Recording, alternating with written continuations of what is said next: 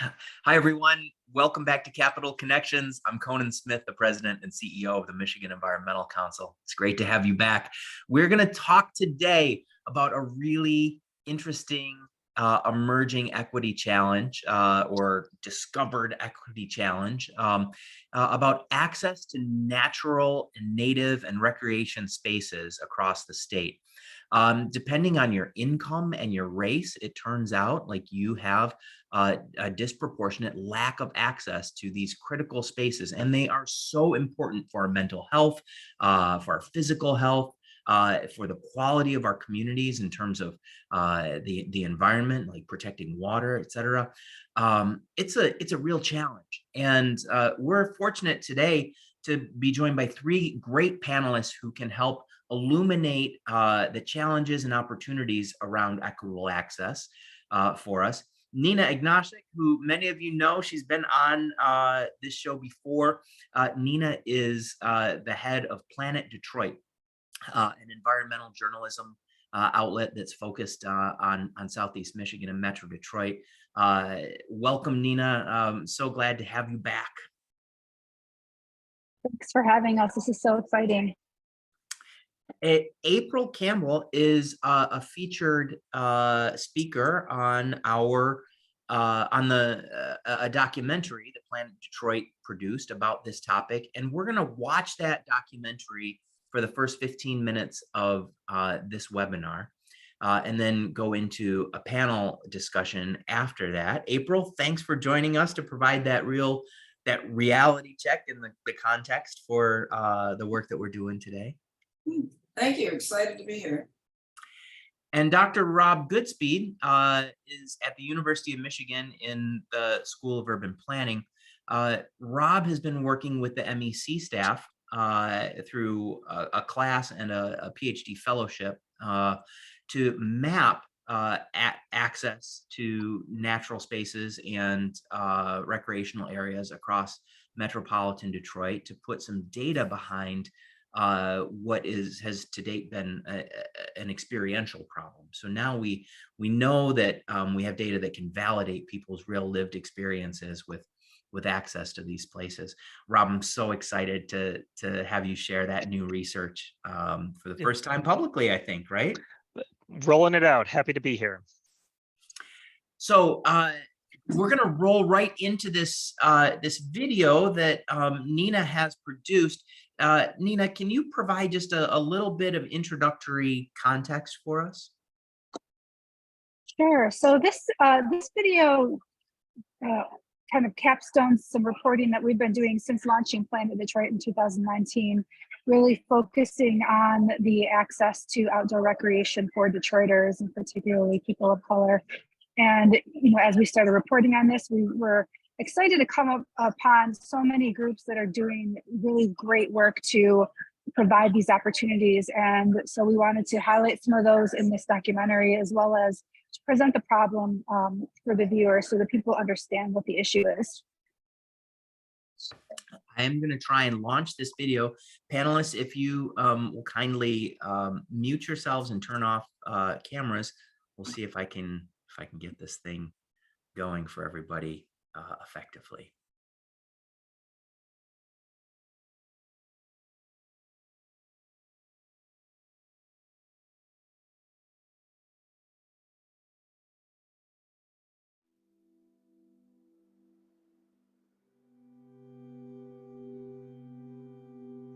People of color have a long history in the country of actually being part of the outdoors.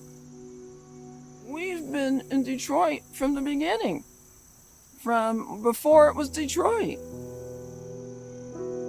Our history, a lot of this has been wiped out. It's disappeared from history.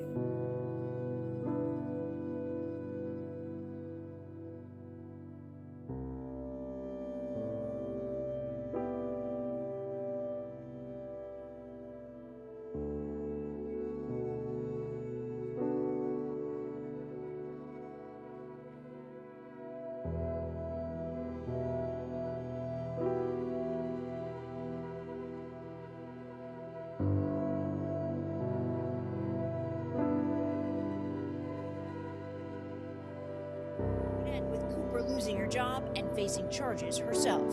I'm being threatened by a man in the ramble. Please send the cops.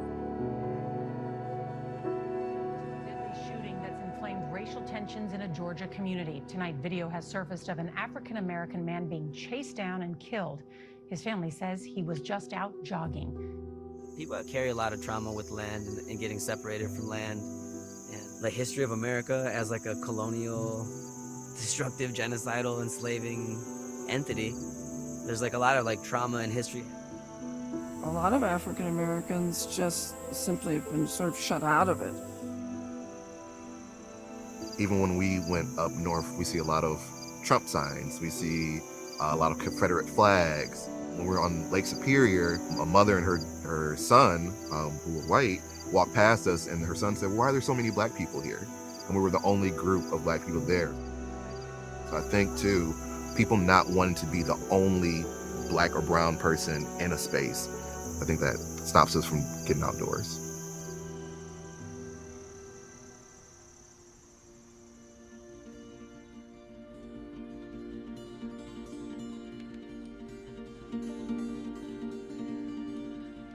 We Fixing the Fish is an initiative for parents and their children to learn all of the safety features, all of the environmental amenities about coming into the great outdoors and learning to fish.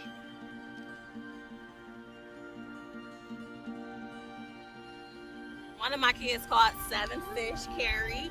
RJ caught a fish, and yeah, they enjoy it. Raise your hand if you caught a fish. No, you did it. Carrie.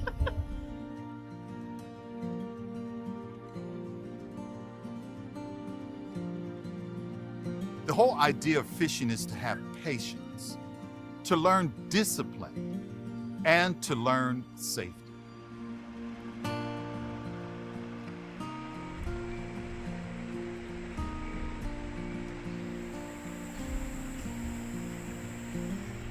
My name's April Campbell. I'm a retired physician. I've been working on several projects, and one of them is beginning a birding group for people of color and other marginalized groups. My goal is to bring the birding to the people, so to speak, to make it friendly, to make it accessible, to make it non-competitive, so that people don't feel like they have to know all about birds. And we need to get back to that, finding the wonder and excitement and just the birds that are here every day.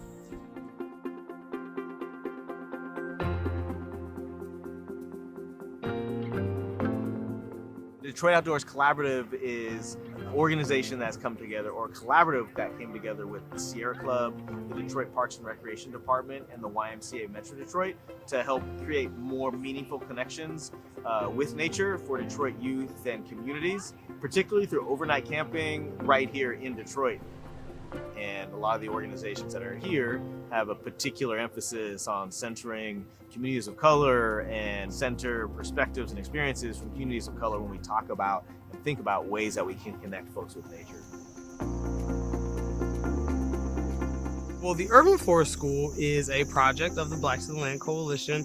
And for me, my 5.5-year-old, maybe a couple years ago, I realized just her love of nature. And I always took her into nature even as a baby to kind of acclimate her. Our people lived on land and worked the land and worked in concert with the land. And so our children, I want my child and I want Black and brown children to have that opportunity to do that.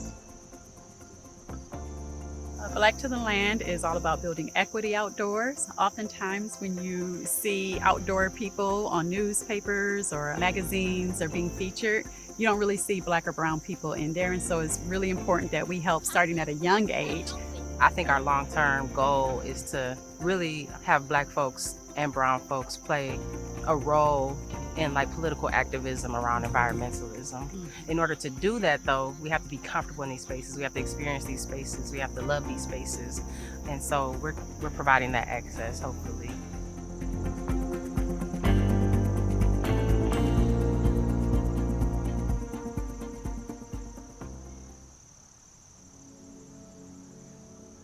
A lot of it has to do with cost. The cost of camping equipment, the cost of gas going up north driving. If you look at all the metro parks around Detroit, they're like on the bodies of water. Those are all like 40 minutes to an hour away from the house. And those are the best green spaces, the biggest parks in Metro Detroit. So like there's rural space, suburbs, city. You gotta like drive the gauntlet to get there. So the Metro Parks is a regional park system. We have 13 parks that cover 5 counties, and we are supported by regional tax dollars along with operational revenue.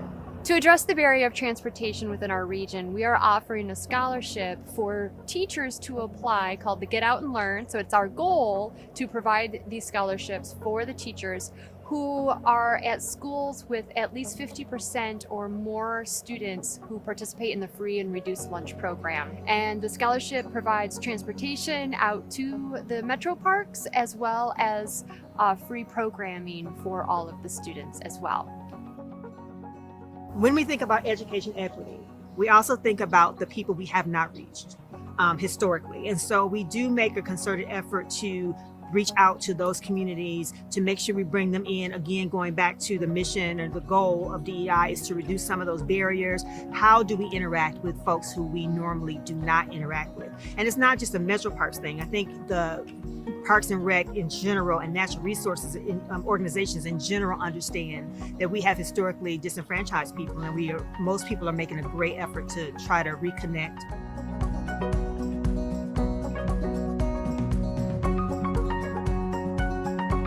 It's all about bringing people in, letting them know this is their place. They belong here, no matter who they are, no matter where they come from, and just making sure that they have an experience that is what they want to have, not our experience, but their own individual experience. Sometimes we have to just provide food. Sometimes you have to provide transportation. That's equity, right? Versus equality. That's equity.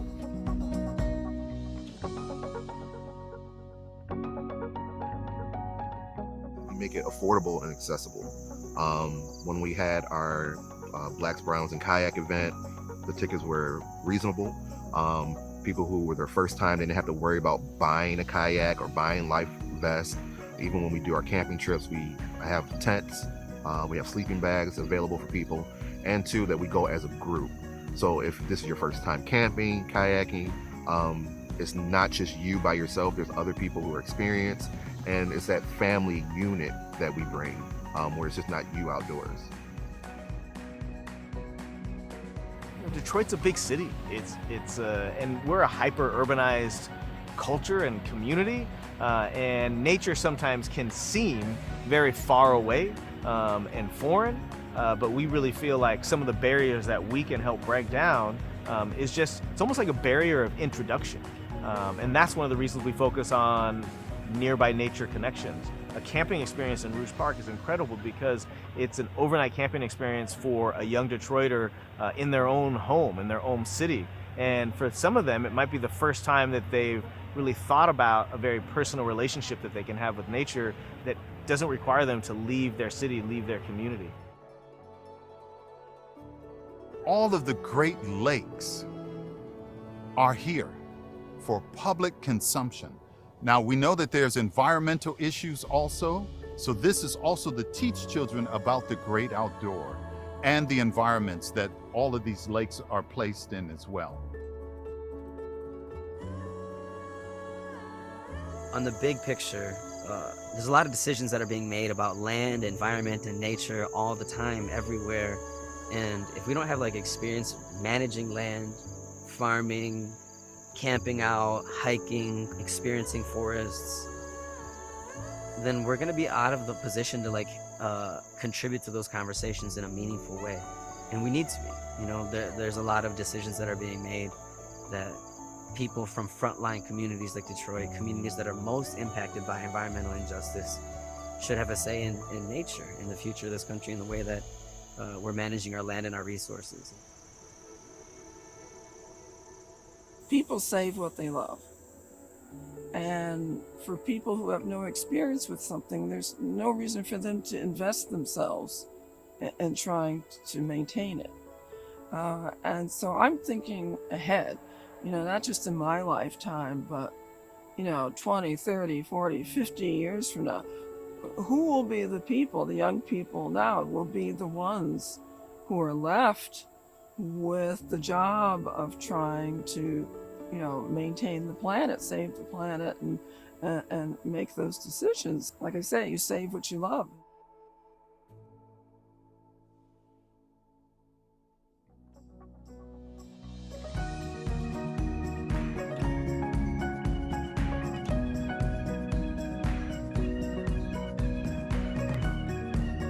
Panelists, will you please come back?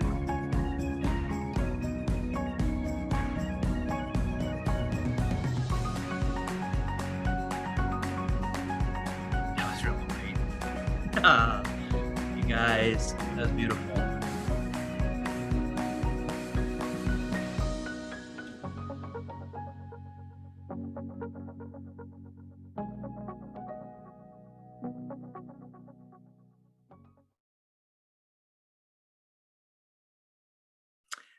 Oh man, I got a little teary there, Nina.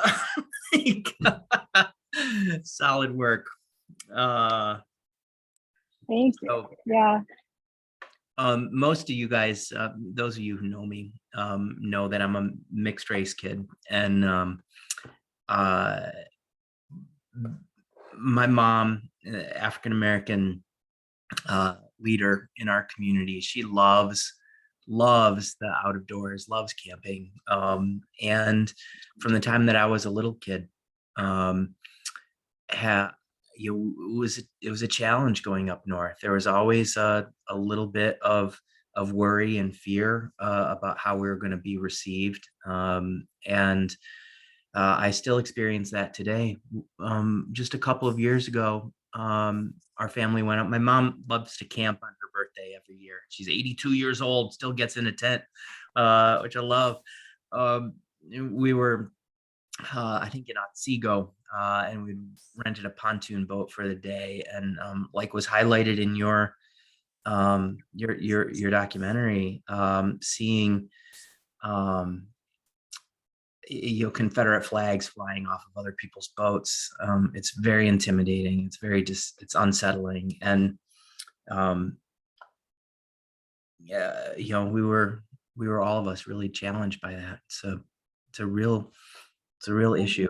And that video just like hit me right in the heart. Thank you, Nina, for really great work. And April,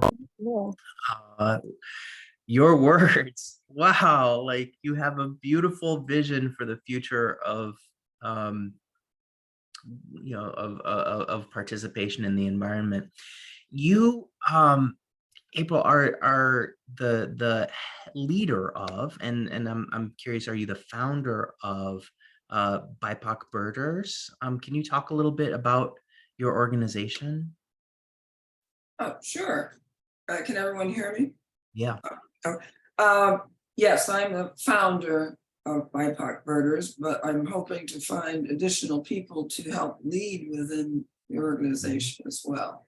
So, yes, BIPOC Birders grew out of my frustration, if you will, and getting established birding organizations to reach out to communities of color and other marginalized groups to include them in birding. And after trying rather unsuccessfully for several years, I decided, well, perhaps it's best to form my own group. And so that's what I've done. And I work very closely actually with Detroit Audubon, which has really stepped up to the plate on this. Detroit Audubon is one of the, I think it's either the second or the oldest birding organization in the state. But it has long been rather removed from the city itself in terms of participation with African Americans in particular. So over the last, I would say, 2 to 3 years, there's been a leadership change a lot of new people have come in to Detroit Audubon, and they have turned the ship around and are now very actively involved in engagement with the city, for which, of course, they are named. And I think temporarily, it'll be interesting to see. I don't know if folks get our newsletter, but recently our engagement director, Ellen Weil, wrote a really interesting story about the name change that Audubon's going through in order to present it as a more inclusive and a more inclusive organization, and sort of like step away from the racist history of its namesake. Really interesting challenge there. April, I'm sure you've seen this video a dozen times. You were involved deeply in the production of it. How do you react to it when you see it still? Well, I don't know how involved deeply I was. Like a famous actor once said, I just show up and find my marks. But you know, really, Nina was the main engine behind this, and she asked me to participate, and I was very happy to do so. So, but yes, I thought the video came out very well. I actually sent the link to some birders on another listserv, and I had a really great response, and a number of people said, well, where can we donate money to the various groups mentioned within the video? And I had a great time making it and being involved with it and working with the other groups that are included in the video. Rob, had you seen the video prior to today? No, this is my first time, and I had the same reaction. It's very moving, and yeah, I'll look forward to sharing it with others. It tells the story in a really great way. Lovely flow, Nina. You're an amazing storyteller. Thank you for doing this and sharing it. Yeah, thank you. And you know, it's not just me by any stretch of the imagination. I have a group of Real Clever Films based in Detroit here that I partner with to do videos, and they are amazing cinematographers and editors, and were instrumental in producing it as well. So let's pivot a little bit to talk about the content more deeply. So all three of you in different ways have been immersed in the discovery fight for equitable access to nature in your own ways. Nina, you obviously as a journalist, Planet Detroit writes about this directly and indirectly in almost every issue. There's there's something that touches on nature and our ability to be a part of it. April, as an organizer and community leader, providing that direct access and encouraging your neighbors to have that experience. And Rob, as a researcher, making sure that we really understand the context that we're working in. Help us understand, and Rob, why don't we start with you? Like why this matters to you? Like what was intriguing about the challenge of equity and equitable access and the research that you're doing? Why did you want to get into that space? Yeah, I'll maybe reflect on the more personal. And I mean, I think Michigan as a state and Southeast Michigan obviously have terrible racial inequity on many dimensions in many areas. And so, you know, and it makes me uncomfortable. I also am uncomfortable up north, and it's not the type of state or place that I'd like to live. So I kind of at a personal level, like try to view what I want to do is how, and I think a lot of planning is like this, move places in a more progressive direction. And so when you approached me a year ago, I'll just maybe explain for the audience the project. Really resonated, I think, in terms of the importance of the topic. And so what we found out, what we ended up doing was having a team of 12 graduate students do a capstone studio. These are students in our Master of Urban and Regional Planning program. And you and your MEC colleagues said, look at the Natural Resource Trust Fund program critically, do some mapping. What do you think about this topic? And so, the first thing we did was we realized we're sitting here in Ann Arbor. I mean, I live here in Ann Arbor. We don't actually know the contours of the problem. So we interviewed a bunch of different people, including friends of Palmer Park, other groups in Detroit, including Artina, who's in the video from Metro Parks, and a lot of others. And from that, we developed a problem statement that's not grounded in our understanding of the region, but in the understanding that that residents and different, stewards, different stakeholders kind of perceived it. And we broke down this question of accessibility into 3 dimensions. There's social accessibility, which includes cost, cultural barriers, those sort of things that are very present in the video. There's availability and transportation. So that's the kind of combination of both. It's like what parks near you and what transportation you have available. And then there's a third one we thought was very important in the planning field. There's a principle that equity isn't only about an equitable outcome, but it's an equitable process and who's included. And so we have a whole section. So that grew, these are the 3 major sections of the report, and that included equity in the planning process. And we really found the region, I mean, every region in the country is in a different place in their understanding of racial equity and what they're doing about it. And what we tried to do, so there is try to understand where people are at and then come out with recommendations for lots of different, so kind of regardless of who you are on the line, if you're a citizen, if you're work at a friends group or community-based organization, or if you're a legislator in Lansing and you're like, what do I, can I amend the Natural Resource Trust Fund to be more equitable? The answer, we try to have 12 bright students, we can pack a lot in. So we have recommendations running the gamut, but I, really it was a struggle for the students. Think they want to write a plan that has like a picture of like, okay, this is the equitable region, let's just build it. And that's totally wrong for this topic. And instead, what the report is more about, how do you understand a problem and where are places to begin, and where are concepts and ideas that are going to help different stakeholders begin to tackle this from a lot of different directions. And so I just, sorry to take too long, I just wanted to kind of share that. It's a 200-page, I got them to allow you all to download the PDF on that link. So go to town and enjoy it. And I'll leave you with one stat. So the students did all this mapping, it's their work. It's not my work. It's 12 students' names in the report. And one stat they found was around 5% of people in the Southeast Michigan, the SEMCOG region, are walking distance to a natural area. Now, that means there are kind of neighborhood parks that have more natural features.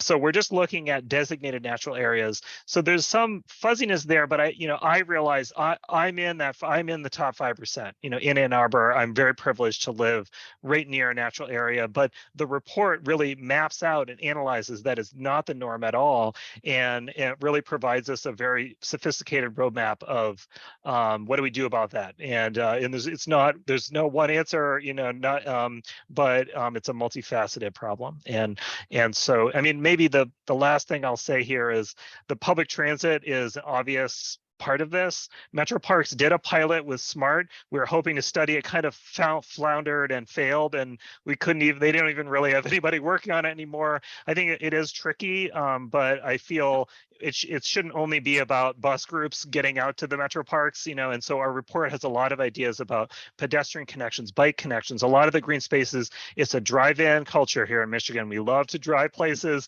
and God forbid you try to get somewhere on a bus or on a bicycle. So we do think there's a lot of opportunity. So kind of, we went to Palmer Park in Detroit, even the Detroit city parks, the bus and the pedestrian and transit and bike access is like not as good as it could be. And so that's just zooming into that one little detail, but I do think the main takeaway is this broader framing report kind of really trying to wrestle with the topic in an open-ended way and discovering how rich it is and how much opportunity there is for us to work on it. And so yeah, that's my 2 cents today. I love this like idea that we're just cracking the opportunity open for the first time from a policy perspective. The lived experience has been reality for a very long time. April, you talked a little bit about your motivation for BIPOC birders. Was there a particular set of experiences that you had that are related to this equitable access question that strike you, that like, hey, this is my way of interfacing and changing that dynamic?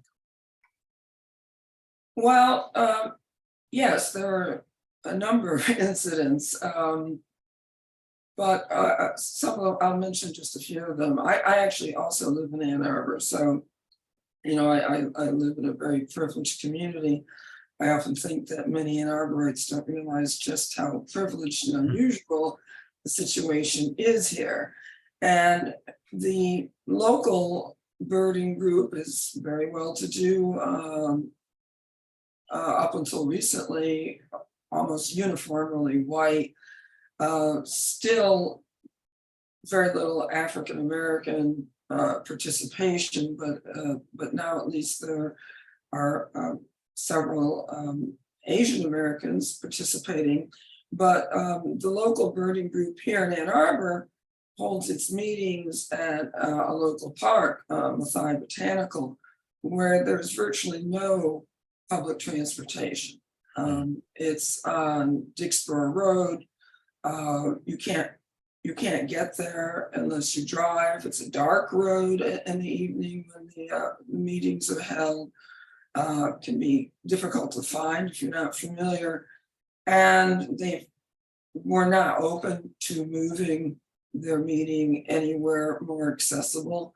Ypsilanti, the neighboring town, for instance, has a far higher number of people of color, African Americans in particular, but up until recently, this group had very little to do with Ypsilanti unless they were running there to see a rare bird or an unusual bird that happened to park somewhere in one of Ypsilanti's green spaces. Otherwise, Ypsilanti simply doesn't exist for them, and for many Ann Arborites, it still doesn't. So those were, just two examples of the issue. I explained that, this is not so much about asking people to come to you as it is about you going to them. And that is something that is very frightening, frankly, to a lot of white people. Going out into communities of color, for many white people is akin to dropping them somewhere in outer Mongolia. They just don't feel like they're capable of maneuvering, or it's another land, it's another country. What do? I don't feel safe. And of course, safe, what is safe? I mean, I've attended many meetings at the local Mathai meetings, and people would travel to countries where there was a large Black population, for instance, Jamaica, and one of the first questions fielded from the audience would be, well, how safe was it? Well, how the hell safe is any place, including Ann Arbor? My neighbor just had his car broken into. We've had several murders here. And how safe is it for a Black person to walk around by themselves in Michigan in certain areas? I mean, it's really very ludicrous. I mean, I traveled to Africa and never once felt unsafe. Obviously, you don't do silly things there or here, like travel by yourself at night in the middle of a big city. But, the whole attitude is that, wow, if they're people of color, it's not safe. And yet I didn't hear that question asked when people travel to Iceland or California or New Hampshire, so it's really, it's really quite sad, actually. But it's one of the reasons why you don't see a lot of white people engaging in communities of color, and that absolutely has to happen. Nina, Planet Detroit covers every aspect of environmentalism, from the great outdoors to pollution in our communities to public policy. You could have developed a video on dozens of topics. Like, why this one? What motivated you to elevate this and create this particular video? You know, I've lived in Michigan my entire life in the Metro Detroit area, and really kind of got into the outdoors more in college. And it's just always struck by, you know, coming from kind of the inner ring suburbs and then going out into, you know, rural Michigan, how just completely white it was. I really think that's changed in recent years. You know, I do see more people of color out on the trail and places like Pictured Rocks and things like that. But, you know, we started Planet Detroit because we felt that the coverage of environmental issues, number one, in the media, and also environmentalism itself, had just been dominated by white people over kind of my, you know, growing up in adulthood and I guess the 1990s, 2000s, 2010s. And, you know, we started this project, you know, before all the George Floyd incident happened. And I think that, you know, we saw this need that I do believe even in the media, you know, things are evolving. But, you know, we didn't want to make a video about, you know, pollution and people suffering, and, you know, that those things are very important and we cover them. And we try to do our environmental journalism from a perspective of equity at all times. But we wanted to, you know, cover this topic because number one, we just know that it's a beautiful thing visually. We've reported on it, but you can't, you know, showing people interacting with nature is just, it gets at your heart. We wanted to move people emotionally. And to me, it's such a fundamental equity issue to not have access to nature. I feel like having access to trails and parks is such an important part of my life and my mental health. And if I didn't have access to that, I don't think I'd be able to, you know, function very well. And so we wanted to raise this issue up in particular because, you know, if we can't get this right in our state and in our, you know, our society, then, you know, it's just fundamental to everything else. So, you know, that's why this is a topic that was really near and dear to my heart, and we've been covering it since the very beginning of our journalism at Planet Detroit, and it's something that we're continuing to follow. So Rob mentioned the state has this amazing tool, the Michigan Natural Resources Trust Fund, which captures royalties from oil and gas extractions that happen on public lands and applies those to creating new public spaces. So purchasing new natural areas across the state. We looked at this at the program a few years ago, the Environmental Council did, and you know, it's been a great success. It's captured more than $1 billion, and it's protected iconic landscapes across the state of Michigan. It's invested in lots of recreational access in communities. But you could see from the investment pattern a real disproportionate lack of investment in urban areas from the trust fund. And knowing the trust fund board members and their curiosity and commitment to investing in urban areas, we asked that deeper question: well, why, right? If there's a willingness and a passion amongst the leadership, what's stopping it? It turned out there was an actual structural impediment in the public policy, which was written into our Constitution, that said the funds were predominantly used for the acquisition of land and not the sort of reclamation or development. And so when you think about a place like the city of Detroit, often acquiring the land has a lower bar, right? We have the land bank, for example, is capturing tax foreclosed properties that could be repurposed for natural areas. But in order to repurpose an urban parcel into a natural space, you need development dollars, not acquisition dollars.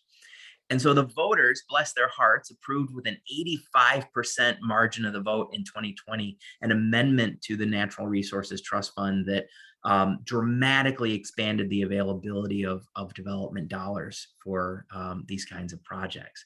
And now we have an opportunity to deploy those funds in ways that improve equitable access to natural areas. Rob, your students in the report, one of the most telling maps that I remember seeing was about car ownership in relationship to natural spaces. And can you talk a little bit about that disconnect? Sure. Although as you're describing that, the viewers might be interested. Okay, it's section 6 in chapter 5 is our trust fund discussion. And I just pulled it up. One thing we did was we looked at the total awards from 1978 to 2022 and by the 7 counties, and we focused a lot of our analysis in the 7-county region to make it more attractable. And then we looked at dividing by the 2022 population estimate, just a per capita estimate. And the county that has the lowest per capita funding from this program was Wayne County, and that's also the county that has the most largest community of color. And if you look at it, the county that has the highest is St. Clair County at 100. And so I think this has to do with some of those structural factors, the bias towards rural land acquisition and actually preventing them. And so I really applaud you and other advocates for opening that up. But I think it then will open, it's like any competitive grant program, there's inequities in capacity and who can apply. And I've run into that in my own engaged work in City of Benton Harbor, working on different things. And so that's where I hope we'll go next. Yeah, I mean, you just made reference to, I feel like I almost already said my piece about transit and car access. And so no, I mean, absolutely, it's really essential. And I think I think there has been some progress on the transit conversation of this kind of simplistic 80s, like you either drive or you're transit dependent, into a more sophisticated, like we actually need, lots of people need choices. Everyone's car breaks down. Everyone has life stages where driving isn't going to work because they have whatever, but kids can't drive, they can bike, and everyone reaches the stage, and transit's really required, as an option for all of society. And so I think that's obviously a whole complex conversation unto itself, but definitely I'm glad you highlighted it, and definitely something that we tried to map and overlay and then address. And so yeah, those are some two reactions to that question. Nina, in the video, one of your guests highlighted the Metro Park system, and it's on the rivers, right? And it rings the region. The lack of automobile access is really concentrated in the city, in the center of that radius, or that's the wrong way to say that, center of that circle. And it's something like 30% of Detroiters don't own or have access to a vehicle, and all the best natural areas are way out there. I think someone said 40-minute drive. And so we really need to get more of these places in the city. The metro parks, they're a wonderful resource, and there was great foresight in preserving those huge tracts of land, but they certainly were not done with the city in mind, when they were formed, I guess, back in the 60s or so. It is impossible for people who live in the city to get there if they don't have a car. And even if they do have a car, it's a big drive. So, I think it's great that we have these tracts of land, because they do preserve a lot of sensitive natural areas that otherwise wouldn't be preserved if they hadn't been put in the parkland so long ago. But on the other hand, we all pay a millage across the region to support these metro parks. Everybody pays taxes for them. They really should be accessible to everybody. And if we can't find ways to bring some of that closer into the city, or find ways to get people out to those metro parks, we're really doing a disservice. I do know that the metro parks have been making more of an effort in recent years with hiring Artina, and also was trying to partner with organizations in the city of Detroit to try to have a presence here and bring some of their assets here. But the reality is the land, the beautiful land is where it is, and how can we creatively try to mitigate that or bring some of those resources so that they're more accessible. April, as we start to wrap up, what are the things that you would most like to see from a public policy standpoint, from an equitable development standpoint, from a social interaction standpoint? What are the things that are highest in your mind that help transform the situation that we're in currently? Well, one thing that I would like to do is change our definition of what we perceive as nature, because I would argue that there's a lot of nature going on in my refrigerator. But because transportation is an issue and will remain an issue for a while, I also think it's important to recognize that there's nature all around us, even in the cities. And one of the things that BIPOC Birders tries to do is to help people understand that you don't have to necessarily get on a bus or get in a car and drive 2 hours to some large tract of land to engage with nature. It's in your backyard, it's on your street, it's downtown, it's everywhere. And it's a matter, I think, of helping people to be able to see it and to be still with it. And I believe one project that the states and the cities could do a better job of is engaging people in what I call neighborhood nature, even if they were to take people about just on their block, in their neighborhood. Look what is here all around you. I had a robin's nest in my driveway and they fledged the other day, and I was so excited to witness the last baby take that leap of faith from that nest, into the wider world. I just burst into tears. I live right here in Ann Arbor, in a city, a little city, and there was nature all around me. And so that's one thing. The second thing I think is that engaging with nature means people engaging with each other and forming relationships. Relationships are so important. Building trust between people and organizations, building trust between the Audubon Society and communities of color. That, trust is so horribly lacking. And it's one of the reasons why you don't see a lot of, African Americans traveling north. Well, I don't want to go there. I mean, I'm scared, I don't trust, that something will happen, or you don't even have to go that far. I mean, we had brutal beating right here in Sterling Park a few years ago. So, it involves people getting out and engaging with each other as well, and learning to, step in the other person's shoes. It's an old saying, I think a lot of people think it's trite, but it's so very true, and that means being there and being available. I'm a big believer in mentoring, getting other birders, whether they be white or African American or Asian, mentoring young birders of color, because there aren't enough of me to go around. I need white birders to step up to the plate here. So, it's taking that leap of faith like the little bird did. I can do this. I could, maybe make a mistake dealing with someone of a different race or culture, but hey, I can move beyond that. We can both move beyond it, and we can do some good. I love that. Rob, any highlights for you where you would say, let's take action here?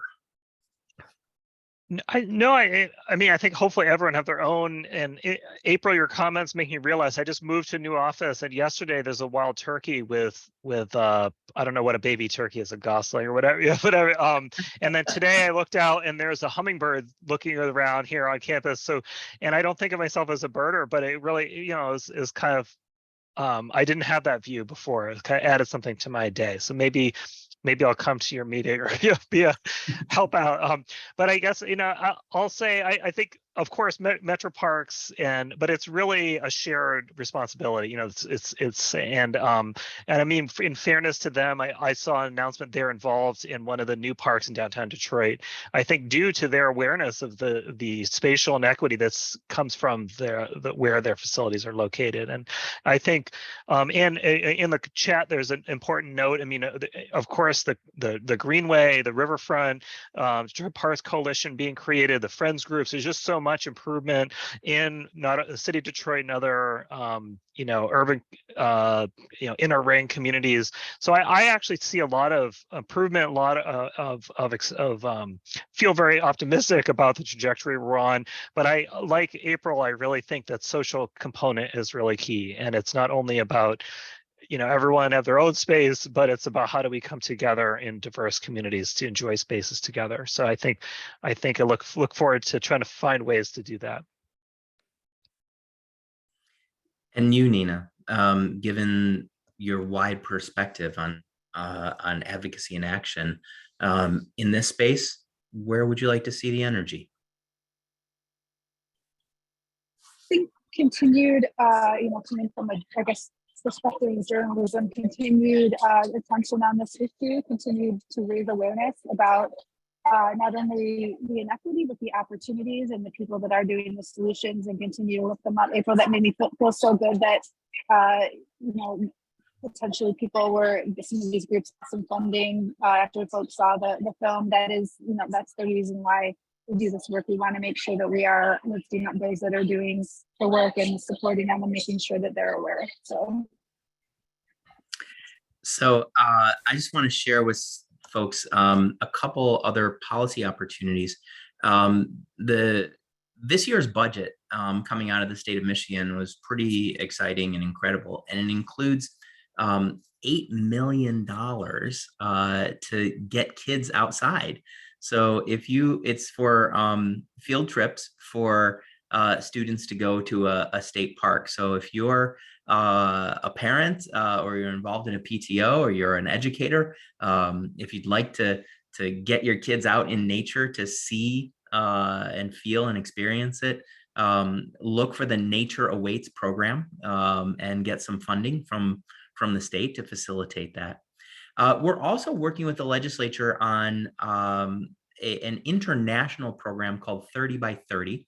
The idea is, can we conserve and protect 30% of our waterways, 30% of our land by 2030? In Michigan, thanks to abundant federal investment in land protection, our state park system and the Natural Resources Trust Fund, as well as metro parks and local parks, we are well on the way to meeting that goal. And it just takes a little more effort, advocacy, and money. And we could be one of the first communities to really achieve that. So good things going on in Lansing. And since I have heard so much about birding this year, I was not a birder either, Rob. I would not actually say I am an adept birder at this point, but we have two former Audubon staffers who are now on our team, and they have opened our eyes as a staff to birding in all its glory. And April, I can't get away from it now.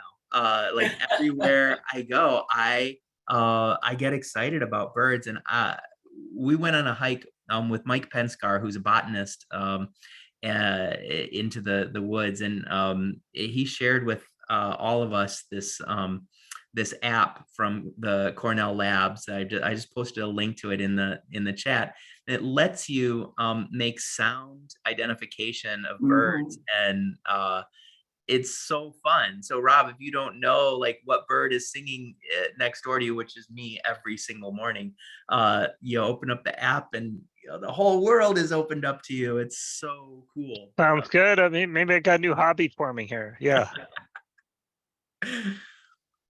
April, Nina, Rob, thank you all for joining us. Those of you in the audience, I'm so glad that you could join us for the video and this rich discussion. I know this was a longer webinar than we've done in the past, but I think it was worth it for every minute of it. So the three of you, thank you so much. Thank you. Great. And Thanks, members Conan. of the audience, I hope we'll see you on Thanks so our next much. Capital Connection. It's been great. As I think I mentioned, but if I didn't, if you posted a question in the chat or in the Q&A and we did not get to it, Bo Brockett will connect with Rob and Nina and April and follow up to all of those questions in an email, and you'll get a link to Nina's video and to this webinar that you can share out with others. Thanks so much. I hope you all have wonderful weekends. Go out in nature. Take care.